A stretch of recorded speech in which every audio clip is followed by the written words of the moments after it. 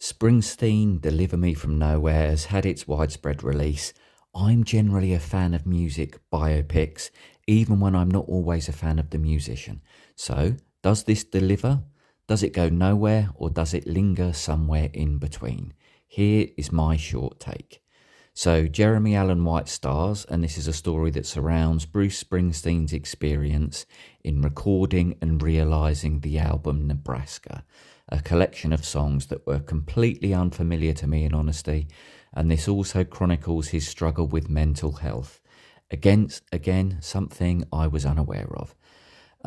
This isn't a movie that is filled with large stage performances featuring hit songs you may know and recognise, but it is certainly much more of a portrait of a man who struggles to accept his past and his daily realities, and as such may hold far more appeal for genuine hardcore fans who appreciate a peek behind the rock star curtain. Overall, and not being a fan, this didn't do a huge amount for me, and whilst I do appreciate the performances and elements of this movie, it isn't overall a film that I would have any desire to watch again. Review scores seem to be mixed, so that does suggest this won't have widespread appeal to every cinema goer.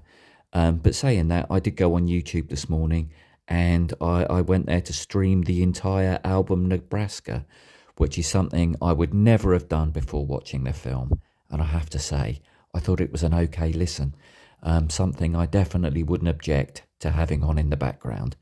I do have a good friend who's a huge Bruce Springsteen fan, and he'll be watching this movie later on in the week. I feel it's probably a film better suited to a fan, so I'll be very keen to hear his opinion, as overall this wasn't really anything better than just okay for me.